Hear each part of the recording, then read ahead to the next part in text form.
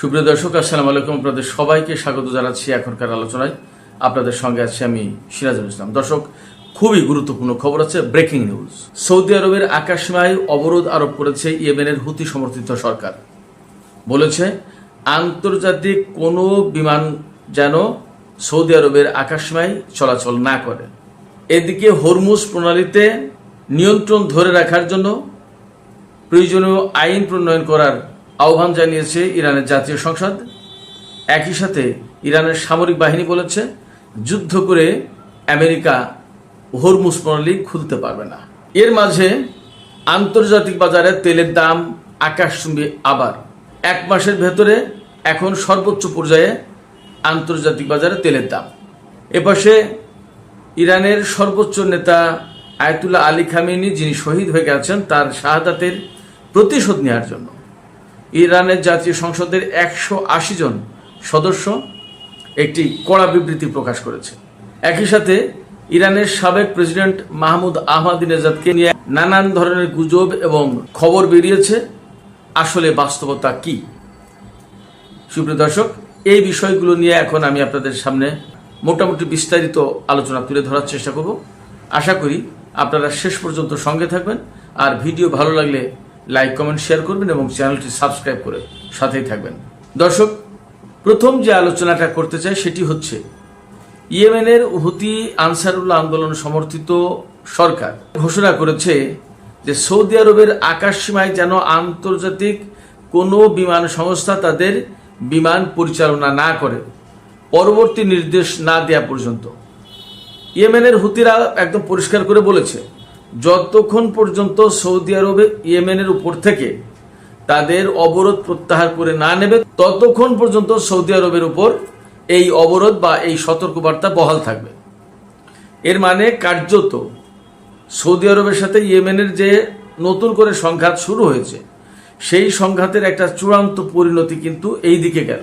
তার মানে সৌদি আরবের আকাশসীমা এখন চরমভাবে অনিরাপদ আন্তর্জাতিক যে কোনো বিমানের জন্য। কারণ ইয়েমেনিরা যে কোনো সময় যে কোনো মুহূর্তেই হামলা চালাবে এবং এই তাদের অবরোধ কার্যকর করার জন্য সম্ভবত আন্তর্জাতিক যে কোনো বিমান সংস্থা যারা কথা না শুনবে, তাদের এই নিষেধাজ্ঞা অমান্য করবে, তাদের বিরুদ্ধে ব্যবস্থা নিতে পারবে। তার মানে ড্রোন এবং ক্ষেপণাস্ত্র হামলা চালাতে পারে। সেক্ষেত্রে এখন সৌদি আরবকে হয় একটা মীমাংসায় আসতে হবে ইয়েমেনের সাথে, আর না হয় সৌদি আরবের উপর ইয়েমেন সামরিক শক্তি প্রয়োগ করে অবরোধ আরোপ করবে বা অবরোধ বাস্তবায়ন করবে। এখন মধ্যপ্রাচ্যের যে ক্রিটিক্যাল পরিস্থিতি, এই অবস্থায় ইয়েমেন এবং সৌদি আরবের ভেতরে যদি এই রকমের মারাত্মক দ্বন্দ্ব, সংঘাত, সংঘর্ষ, যুদ্ধ শুরু হয়, তাহলে প্রশ্ন এসে যাবে যে সৌদি আরবের সাথে যে জোট ছিল বাহরাইন, সংযুক্ত আরব আমিরাত, মিশর, সুদান, এই সমস্ত দেশও কি নতুন করে আবার ইয়েমেনের বিরুদ্ধে যুদ্ধ শুরু করবে কিনা? মধ্যপ্রাচ্যের বর্তমান প্রেক্ষাপট কিন্তু ভিন্ন। এদিকে ইয়েমেনের হুতিরা যে ঘোষণা দিয়েছে বাবাল মান্দেব প্রণালীতেও তারা অবরোধ আরোপ করতে পারে, অর্থাৎ হরমুজের মতো তারা বন্ধ করে দিতে পারে। যদি তাই হয় তাহলে পরিস্থিতি কোথায় যাচ্ছে? তাহলে তেলের দাম অবধারিতভাবে বাড়বে। এরই মধ্যে আজকে সর্বশেষ যে খবর, তাতে দেখলাম ব্রেন্ট ক্রুডের যে দাম সেটা হচ্ছে $84.98, তার মানে $85 ব্যারেল প্রতি।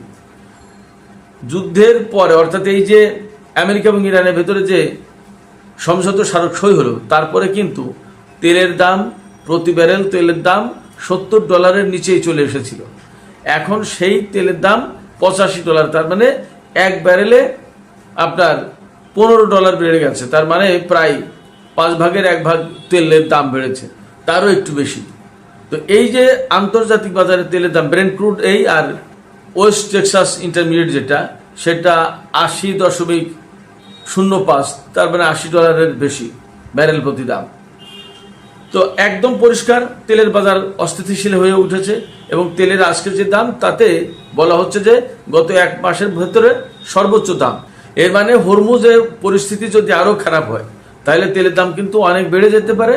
এবং যদি সৌদি আরব এবং তার সাথে যারা জোটে ছিল তারা যদি ইয়েমেনের বিরুদ্ধে যুদ্ধ শুরু করে, তাহলে বাবাল মান্দেব প্রণালী একদম পরিপূর্ণভাবে বন্ধ করে দেবে। এবং ইরানের সাথে যদি আমেরিকার যুদ্ধের মাত্রাটা আরও বেড়ে যায়, তাহলে বাবাল মান্দেব প্রণালী হুতিরা বন্ধ করে দেবে। তারা কিন্তু জোটবদ্ধ ঘোষণা দিয়েছে। এবারে যুদ্ধ প্রয়োজনে জোটবদ্ধভাবে করবে। তো যদি তাই হয় তাহলে তেলের দাম যে $200 চলে যাবে ব্যারেল প্রতি, তাতে আর কোনো সন্দেহ আপাতত নেই।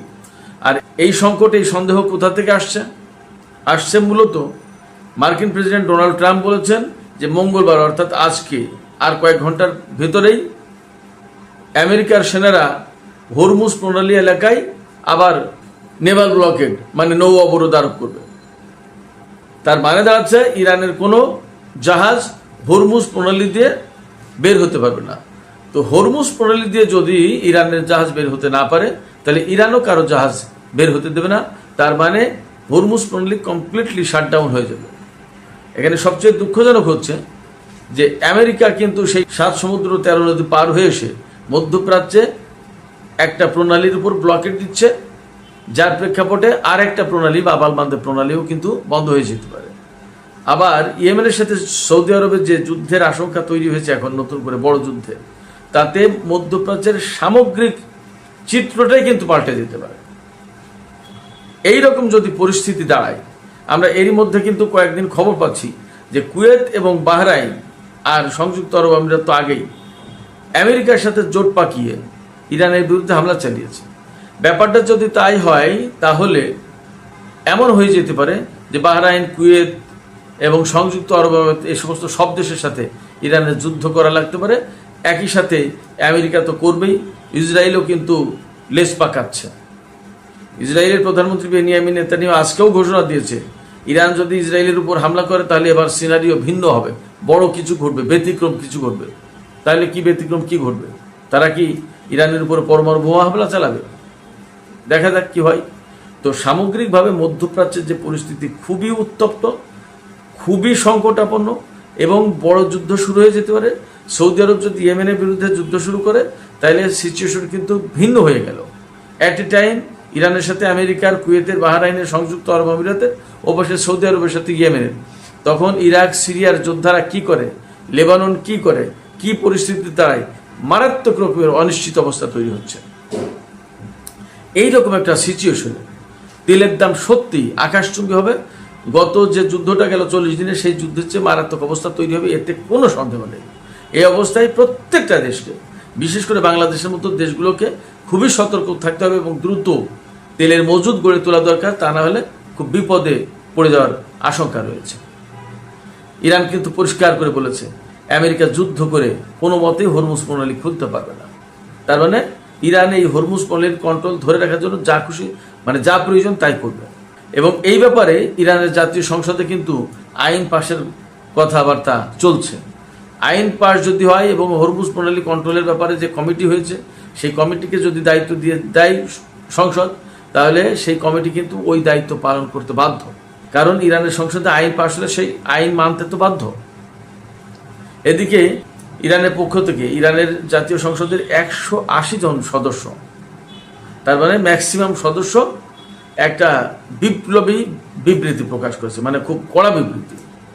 এই কড়া বিবৃতিতে অঙ্গীকার ব্যক্ত করা হয়েছে যে তাদের সর্বোচ্চ নেতা শহীদ আয়াতুল্লাহ আলী খামেনি, তাকে যে হত্যা করা হয়েছে, তার এই হত্যার বা তার এই শাহাদাতের বদলা নেওয়ার অঙ্গীকার ব্যক্ত করেছেন এই 180 জন সংসদ সদস্য। তারা বলেছেন এই প্রতিশোধের পথ অব্যাহত থাকবে এবং আমরা অঙ্গীকার করছি যে প্রতিশোধের পথ থেকে আমরা সরে আসবো না এবং ইরানের সামরিক বাহিনী, জনগণ, ইরানের সংসদ তারা এই প্রতিশোধ নেওয়ার জন্য কার্যকর পদক্ষেপ নেবে। সেক্ষেত্রে একথা বলার যথেষ্ট সুযোগ আছে বা কারণ আছে যে ইরান কোনো মতেই তাদের সর্বোচ্চ নেতার শাহাদাতের যে প্রতিশোধ বা বদলা সেই জায়গা থেকে সরে আসবে না। তার মানে আমেরিকার সাথে ইরানের যুদ্ধ বা সংঘাত খুব সহজে শেষ হয়ে যাচ্ছে, এটা ভাবার কোনো কারণ নেই। আজকে জাতীয় সংসদে যে ঘোষণা প্রকাশ করা হয়েছে, বিবৃতি প্রকাশ করেছেন 180 জন সদস্য, তার আগে আমি দুপুরে ভিডিওতে বলেছিলাম ইরানের বিশেষজ্ঞ পরিষদ, সেই পরিষদ সর্বোচ্চ নেতার হত্যার প্রতিশোধ এবং বিচারের দৃঢ় অঙ্গীকার ব্যক্ত করেছে এবং সমর্থন ব্যক্ত করেছে। তার মানে ইরানের সব পর্যায় থেকে এই ব্যাপারে পরিষ্কার বক্তব্য আসছে এবং ইরানি জাতি বা ইরানের সামরিক বাহিনী সম্ভবত যারা ইরানের সর্বোচ্চ নেতাকে হত্যা করেছে তাদেরকে ছাড়বে না, তার জন্য যাই হোক না কেন। এই ব্যাপারে সুস্পষ্ট অবস্থান পরিষ্কার করার জন্য ইরানের শীর্ষ 3 প্রধানের প্রতি আহ্বান জানানো হয়েছে। শীর্ষ 3 প্রধান বলতে প্রেসিডেন্ট, বিচার বিভাগের প্রধান এবং জাতীয় সংসদের প্রধান, তার মানে স্পিকার, এবং সবাই সর্বোচ্চ নেতার বিচারের কথা বলছেন। এপাশে জাতীয় সংসদের পক্ষ থেকে আরেকটা আহ্বান জানানো হয়েছে। আমেরিকার প্রেসিডেন্ট যেহেতু ঘোষণা করেছেন যে ডিল ইজ ওভার, অর্থাৎ চুক্তি শেষ হয়ে গেছে, ভেঙে গেছে, তাহলে ইরানের কোনো মতে এখন আর এই চুক্তি নিয়ে বসে থাকার কোনো সুযোগ নেই। এটা মান সম্মানের ব্যাপার যেমন, তেমনি আমেরিকা যখন ঘোষণা করছে যে এই চুক্তি বহাল নেই, তখন ইরান আর কোনো মতে বলতে পারে না এই চুক্তি বহাল আছে, বা এই চুক্তি নিয়ে নতুন করে আমেরিকার সাথে আলোচনা হতে পারে। ফলে এই ব্যাপারে দ্রুতই সরকারকে সিদ্ধান্ত নেওয়ার আহ্বান জানিয়েছেন এই সমস্ত সংসদ সদস্য। যাই হোক, এপাশে আরেকটি বিষয় হচ্ছে ইরানের সাবেক প্রেসিডেন্ট মাহমুদ আহমাদিনেজাদ, তিনি ইসরায়েল এবং পশ্চিমা বিরোধী বা আমেরিকা বিরোধী ব্যক্তি হিসেবে ব্যাপক খ্যাতি অর্জন করেছিলেন। তিনি একেবারে খ্যাত পশ্চিমা বিরোধী বলে, সাম্রাজ্যবাদ বিরোধী বলে, ইসরায়েল বিরোধী বলে। তিনি 2005 সালে ক্ষমতায় আসার পর ঘোষণা দিয়েছিলেন ইসরায়েলকে পৃথিবীর মানচিত্র থেকে মুছে দেওয়া হবে। তাকে নিয়ে এর আগে বিবিসি রিপোর্ট করেছিল, এখন নিউ ইয়র্ক টাইমস গতকাল রিপোর্ট করেছে যে এই আহমাদিনেজাদ ইসরায়েলের সাবেক মোসাদের প্রধান ডেভিড বার্নিয়ার সাথে হাঙ্গেরিতে দেখা করেছিলেন এবং নানাভাবে তিনি ইসরায়েলের সাথে যোগাযোগ করেছেন, এবং ইসরায়েল আর আমেরিকা তাকে ইরানের ক্ষমতায় বসাতে চেয়েছিল। অর্থাৎ ইসরায়েল আমেরিকার সাথে মাহমুদ আহমাদিনেজাদ হাত মিলিয়ে ইরানের শাসন ব্যবস্থায় বা ক্ষমতায় আসতে চেয়েছেন, এইরকম একটা রিপোর্ট প্রকাশ করেছে নিউ ইয়র্ক টাইমস। এই ব্যাপারে মাহমুদ আহমাদিনেজাদের দপ্তর থেকে আজকে পরিষ্কার করে বলা হয়েছে এটা হলিউডের কল্পকাহিনী, সিনেমার মতো গল্প, এছাড়া আর কিছু না, বাস্তবতা তো নেই। এবং মাহমুদ আহমাদিনেজাদের এইরকম চিন্তা করার কোনো কারণ থাকতেই পারে না। চরমভাবে, একদম চূড়ান্তভাবে এই রিপোর্ট প্রত্যাখ্যান করা হয়েছে এবং মাহমুদ আহমাদিনেজাদকে যে গৃহবন্দী বলা হয়েছে, তার দপ্তর থেকে বলা হয়েছে তিনি তো মুক্ত। সেক্ষেত্রে নিউ ইয়র্ক টাইমসের এই প্রতিবেদন একেবারেই গালগল্প। মজার ব্যাপার হচ্ছে যে পশ্চিমা গণমাধ্যম কিন্তু তাদের এজেন্ডা বাস্তবায়নের জন্য সবসময় চেষ্টা করে, এবং এই মুহূর্তে ইরানের ভেতরে বিশৃঙ্খলা, ভেদাভেদ, মত পার্থক্য, ডিভিশন তৈরি করার একটা চেষ্টা করছে পশ্চিমা গণমাধ্যম। সর্বোচ্চ নেতাকে হত্যা করার পরে যে ঐক্য প্রতিষ্ঠা হয়েছে, এই ঐক্য আগের চেয়েও বেশি। এখন যেখানে সরকার পরিবর্তন করতে এসেছিল, এখন তারা বিপদে পড়ে গেছে, আরো ঐক্য বেশি হয়ে গেছে। কি করা হবে? এই জায়গায় বিভিন্নভাবে ফাটল ধরানোর চেষ্টা করছে মানুষের ভেতরে। ফাটল ধরানোর চেষ্টা একজনের সাথে আরেকজনের, এক প্রতিষ্ঠানের সাথে আরেক প্রতিষ্ঠানের, জনগণের ভেতরে, এবং অবিশ্বাস, সন্দেহ, দ্বন্দ্ব, হতাশা ছড়িয়ে দেওয়ার চেষ্টা করছে। অনেকেই বলবো তাই নাকি প্রেসিডেন্ট মাহমুদ আহমাদিনেজাদ এই কাজ করতে পারলো? অনেকে বিশ্বাস করে ফেলবে। এমনকি আমাদের বাংলাদেশে এই বিষয়টা নিয়ে ব্যাপক আলোচনা হচ্ছে। অনেক বড় বড় সাংবাদিক, বুদ্ধিজীবী যারা আলোচনা করে, টক শো, ইউটিউবার, বিভিন্নজন বিভিন্নভাবে এই কথা সত্য বলে প্রচার করছে। কিন্তু বাস্তবতা হচ্ছে, আমি একটু অপেক্ষা করছিলাম যে আসলে কি হয়। বাস্তবতা হচ্ছে এই ধরনের কল্পকাহিনী একেবারে ভিত্তিহীন বানোয়াট। এর আগে কয়েকবার বলেছে ইসরায়েলের গণমাধ্যম, পশ্চিমা গণমাধ্যম, যে ইরানে যে কুদস ফোর্স আছে, এই কুদস ব্রিগেডের যিনি commander major general Ismail Kayani, এই ইসমাইল কায়ানিও ইহুদিদের চর এজেন্ট, ইসরায়েলের চর, তাকে আটক করা হয়েছে, তাকে ফাঁসি দেওয়া হয়েছে, নানান কথা ছড়িয়েছে। অথচ এখনও তিনি এই কুদস ফোর্সের প্রধান হিসেবে কাজ করছেন। ফলে আহমাদিনেজাদের যে ঘটনা, এটা একেবারেই বানোয়াট, এর বাস্তবতা নেই, একেবারেই ভিত্তিহীন খবর। এদিকে ইরানের পররাষ্ট্রমন্ত্রী সাইদ আব্বাস আরাকচি একটি গুরুত্বপূর্ণ কথা বলেছেন। তিনি বলেছেন যে প্রতিবেশী দেশগুলো আগে তো বিদেশিদেরকে ঘাঁটি করতে দিয়েছিল যাতে বিদেশিরা ব্যবহার করে সে ঘাঁটি, আর এখন কোন কোন দেশ এমন হয়ে গেছে যে পুরো দেশটাই বিদেশিদের ঘাঁটি হয়ে গেছে। যে সেক্ষেত্রে ওই সমস্ত দেশের বিরুদ্ধে বা ওই সমস্ত ঘাঁটির বিরুদ্ধে আমাদেরকে লড়াই করতে হচ্ছে, যেটা দুঃখজনক, আমরা তো সেটা করতে চাই না। এই জায়গা থেকে আরেকটু আলোচনা করে আমি শেষ করব। কুয়েত এবং বাহরাইন বিশেষ করে ইরানের বিরুদ্ধে যে সমস্ত হামলা চালাচ্ছে বলে বিভিন্ন সময় খবর আসছে, এই ব্যাপারগুলো নিশ্চয়ই সত্য এবং আব্বাস আরাকচির কথার কিন্তু ইঙ্গিত সেই দিকে। যদি তাই হয় তাহলে ইরান কিন্তু এই সমস্ত দেশের বিরুদ্ধে যুদ্ধ করতে আলটিমেটলি বাধ্য হবে। যখন এই সমস্ত দেশের বিরুদ্ধে ইরান যুদ্ধ করবে তখন কিন্তু যুদ্ধের মোড়, প্যাটার্ন, কায়দা, ডিজাইন, পরিকল্পনা, নকশা সমস্ত সবকিছু পাল্টে গেল। তার মানে মধ্যপ্রাচ্যে এতদিন যে ভাবে বা যে ধরনের যুদ্ধ হয়েছে ব্যাপারটা কিন্তু সেরকম থাকবে না। তাহলে যুদ্ধের কলেবর এবং যুদ্ধের পরিধি বেড়ে যাচ্ছে। ইরানের সর্বোচ্চ নেতা সর্বোচ্চ নেতা আয়াতুল্লাহ আলী খামেনি তিনি বলেছিলেন যে আমেরিকা যদি ইরানের উপর হামলা চালায় তাহলে বৃহত্তর আঞ্চলিক যুদ্ধ শুরু হতে পারে। আমার কাছে মনে হচ্ছে এখন বিষয়টা সেই দিকে যাচ্ছে। সুপ্রিয় দর্শক, এখনকার আলোচনা এখানে শেষ করতে চাই। যাবার আগে আপনাদের কাছে প্রশ্ন রাখতে চাই, আপনারা কি ভাবছেন? ইয়েমেন সৌদি আরবের আকাশসীমার উপর অবরোধ আরোপ করলো। বিদেশি বিমান সংস্থাগুলোকে বলেছে সৌদি আরবের আকাশসীমায় তারা যেন বিমান পরিচালনা না করে। এপাশে বাবাল বান্দে প্রণালীতে তারা কিন্তু অবরোধ আরোপের হুমকি দিয়েছে। আপনারা কি মনে করছেন ইয়েমেনের সাথে সৌদি আরবের একটা পূর্ণাঙ্গ যুদ্ধ আবার শুরু হয়ে যেতে পারে? এবং ইয়েমেন কি সৌদি আরবের আকাশসীমায় এই অবরোধ কার্যকর করতে পারবে? আপনাদের কি মনে হয়? আপনাদের মতামত জানিয়ে কমেন্টে লিখতে পারেন। আর ভিডিও ভালো লাগলে লাইক, কমেন্ট, শেয়ার করবেন এবং চ্যানেলটি সাবস্ক্রাইব করে সাথেই থাকবেন। সুপ্রিয় দর্শক, এখনকার মতো আলোচনা এখানেই শেষ করতে চাই। সবাই অনেক অনেক ভালো থাকুন। আল্লাহ হাফেজ।